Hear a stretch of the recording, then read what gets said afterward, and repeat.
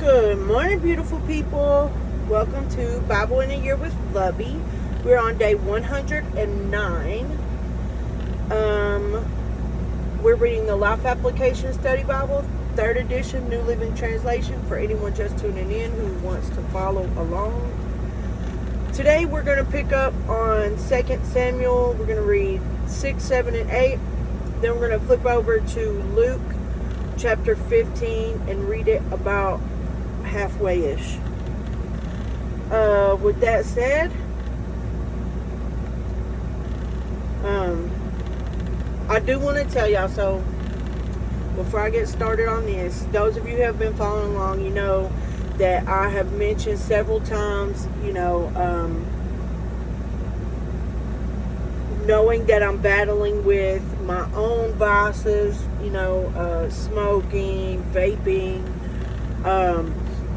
obesity, gluttony. So I have prayed about it, and I have taken an active stand against all of that, actually. So I started my weight loss journey yesterday. When I weighed in, I weighed 320 pounds. This is the biggest I've been ever. Very disappointing. Hurt my feelings really bad to look at the scale, actually. So I got prescribed semaglutide injections to help curb my appetite and break down the fat. So I took my first injection yesterday, and I also yesterday started the carnivore diet, which, it is exactly what it says. It's like all meat, all protein. I'm not used to it, but talking about it on here is going to help me be accountable. And so I will be sharing my weight loss journey with y'all as we go. Probably weigh in once a week every time I have to take another injection. Anyways, and as far as smoking goes, I also ordered this thing called Fume. I think a lot of my problem is the hand-mouth movement between food and smoking, actually. And the Fume is pretty much flavored air. There's not any smoke that comes out, no vape, nothing like that. It's more the thing you hold in your hand and you can draw from it, but it just has this little cartridge in it that is just like a cigarette filter, but it has a flavor to it. Yeah, so we'll see how that works, but I am committing to better my health, and I want to live a righteous life. And if that's what I have to do to get myself to that point, and I prayed about it, I didn't just jump into these things. I asked God for help. This is where He led me, so we're going to see how this journey goes, and hopefully I have great news to share with y'all, as we go along. Anyways, with that said, we're reading 2 Samuel chapter 6. That's where we're starting, so if y'all are ready, let's dive right into the Word. Here we go. Then David again gathered all the elite troops in Israel, 30,000 in all. He led them to Baalah of Judah to bring back the ark of God, which bears the name of the Lord of Heaven's armies, who is enthroned between the cherubim. They placed the ark of God on a new cart and brought it from Abinadab's house, which was on a hill. Uzziah and Ahio, Abinadab's sons, were guiding the cart that carried the ark of God. Ahio walked in front of the ark. David and all the people of Israel were celebrating before the Lord, singing songs and playing all kinds of musical instruments: lyres, harps, tambourines, castanets, and cymbals. But when they arrived at the threshing floor of Nacon, the oxen stumbled, and Uzzah reached out his hand and steadied the ark of God. Then the Lord's anger was aroused against Uzzah, and God struck him dead because of this. So Uzzah died right there beside the ark of God. David was angry because the Lord's anger had burst out against Uzzah. He named the place Perez Uzzah, which means to burst out against Uzzah, as it is still called today. David was now afraid of the Lord, and he asked, "How can I ever bring the ark of the Lord back into my care?" So David decided not to move the ark of the Lord into the city of David. Instead, he took it to the house of Obed-Edom of Gath. The ark of the Lord remained there in Obed-Edom's house for 3 months, and the Lord blessed Obed-Edom and his entire household. Then King David was told, "The Lord has blessed Obed-Edom's household in everything he has because of the ark of God." So David went there and brought the ark of God from the house of Obed-Edom to the city of David with a great celebration. After the men who were carrying the ark of the Lord had gone 6 steps, David sacrificed a bull and a fattened calf. And David danced before the Lord with all his might, wearing a priestly garment. So David and all the people of Israel brought up the ark of the Lord with shouts of joy and the blowing of ram's horns. But as the ark of the Lord entered the city of David, Michal, the daughter of Saul, looked down from her window. When she saw King David leaping and dancing before the Lord, she was filled with contempt for him. They brought the ark of the Lord and set it in its place beside the special tent David had prepared for it. Inside. The special tent.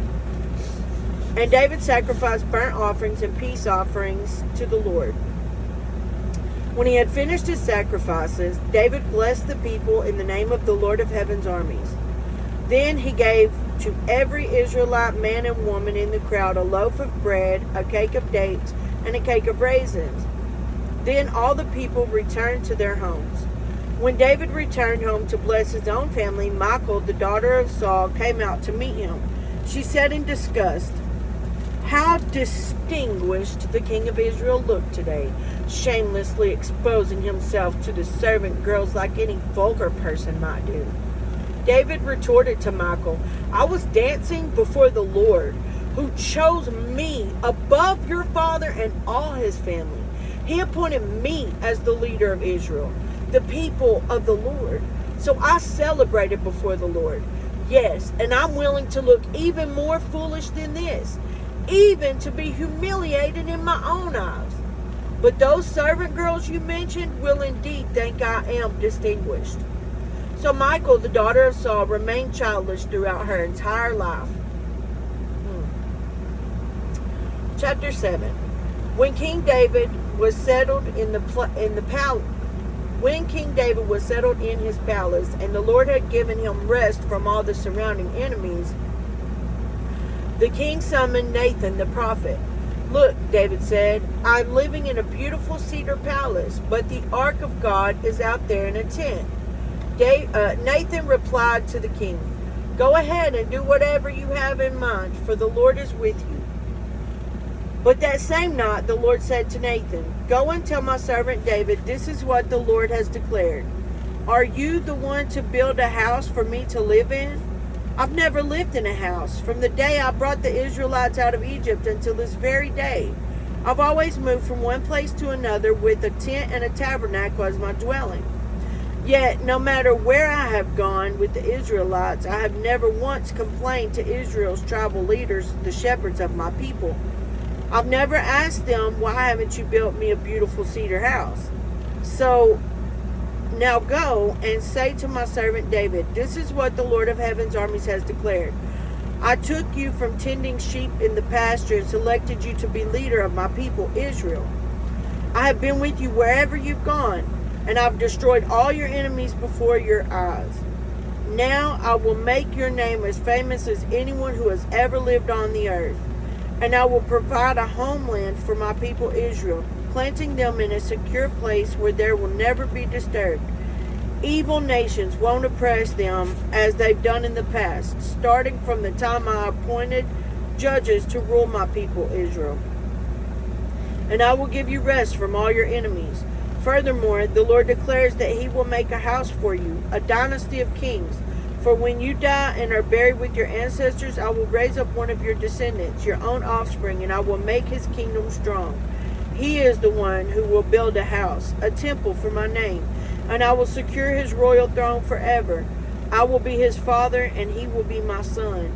If he sins, I will correct and discipline him with the rod like any father would do. But my favor will not be taken from him as I took it from Saul, whom I removed from your sight. Your house and your kingdom will continue before me for all time, and your throne will be secure forever.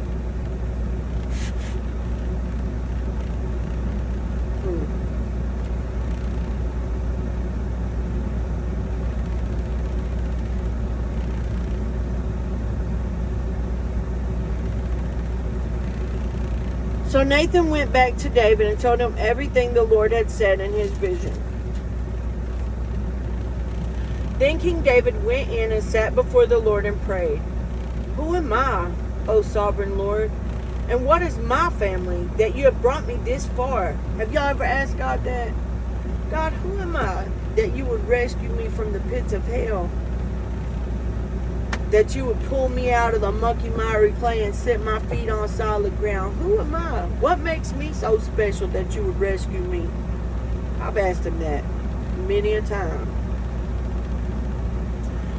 And now, sovereign Lord, in addition to everything else, you speak of giving your servant a lasting dynasty. Do you deal with everyone in this way, O sovereign Lord? What more can I say to you?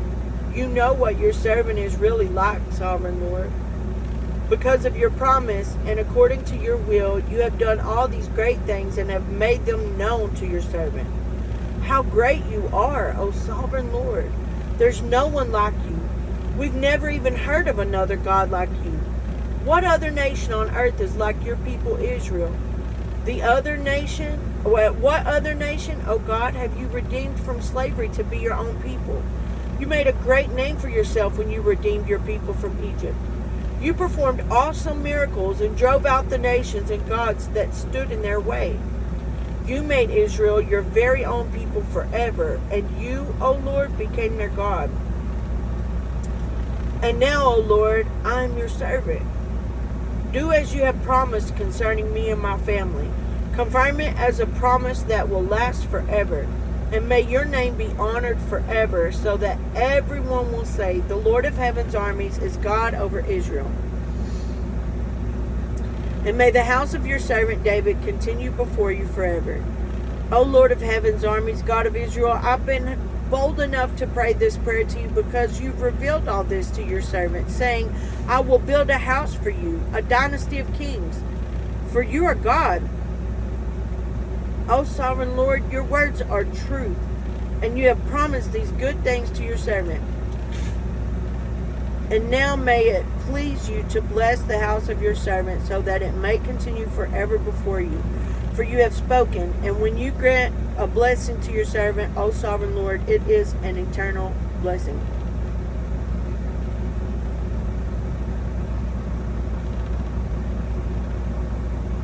After this, David defeated and subdued the Philistines by conquering Gath, their largest town. David also conquered the land of Moab. He made the people lie down on the ground in a row, and he measured them off in groups with the length of rope. He measured off 2 groups to be executed for every 1 group to be spared. The Moabites who were spared became David's subjects and paid him tribute money. David also destroyed the forces of Hadadezer, son of Rehob, king of Zobah. When Hadadezer marched out to strengthen his control along the Euphrates River, David captured 1,000 chariots, 7,000 charioteers, and 20,000 foot soldiers. He crippled all the chariot horses except enough for 100 chariots. When Arameans from Damascus arrived to help King Hadadezer, David killed 22,000 of them. Then he placed several army garrisons in Damascus, the Aramean capital. And the Arameans became David's subjects and paid him tribute money. So the Lord made David victorious wherever he went.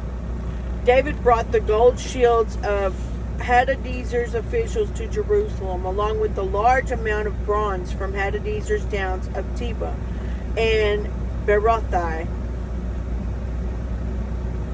When King Toi of Hamath heard that David had destroyed the entire army of Hadadezer, he sent his son Joram to congratulate King David for his successful campaign. Hadadezer and Toi had been enemies and were often at war.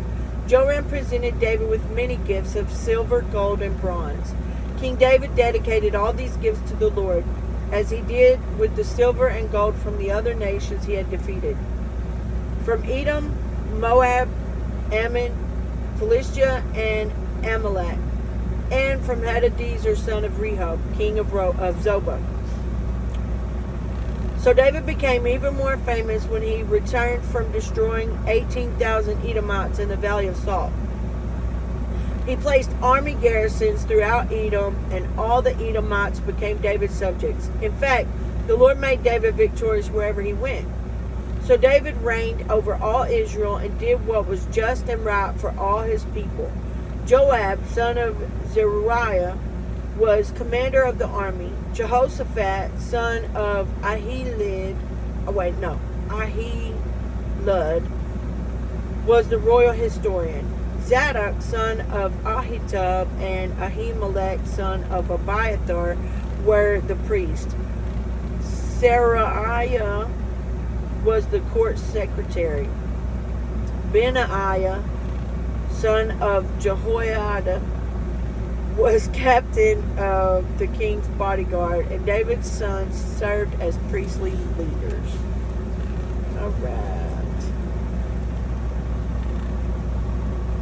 And that's all in 2 Samuel today. We'll pick back up tomorrow in 2 Samuel chapter 9. For now, let's flip over to Luke chapter 15.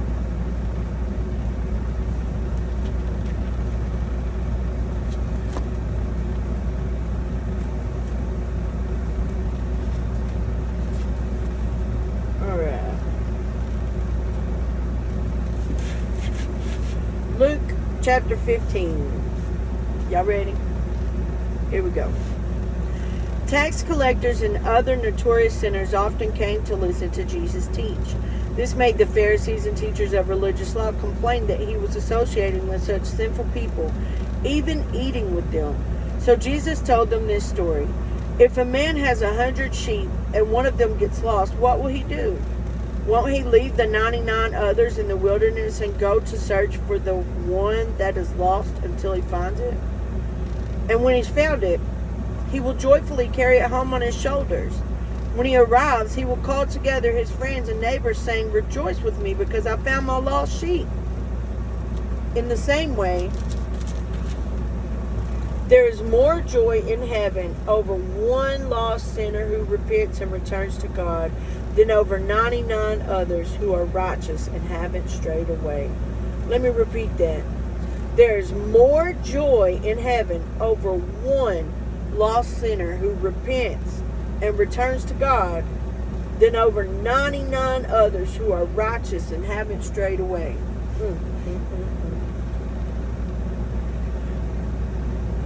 Or suppose a woman has 10 silver coins and loses one. She won't light a lamp and sweep the entire house she won't. I'm sorry, I had a dyslexic moment. Let me start over. Or suppose a woman has 10 silver coins and loses one. Won't she light a lamp and sweep the entire house and search carefully until she finds it? And when she finds it, she will call all her friends and neighbors and say, "Rejoice with me, because I found my lost coin." In the same way, there is joy in the presence of God's angels when even one sinner repents. And that's where we're going to stop for today. God loves us so much. Like they celebrate in heaven whenever those of us who are lost finally find our way back to Christ. You know, I know they had a party in heaven whenever I gave my life back to God, when I rededicated myself, when I started actually walking right. I know they did. I know they had a big old celebration because I was lost, but now I'm found. And they do the same for you. I challenge you to give the angels a reason to celebrate today. Yeah, that's my challenge. With all that said, man, if you want to see a change, you have to be a change. We lead by example. We follow by design. If it ain't a God thing, it ain't a good thing. I pray that y'all have blessed, beautiful days today. And don't forget to love like Jesus. I'll see y'all tomorrow.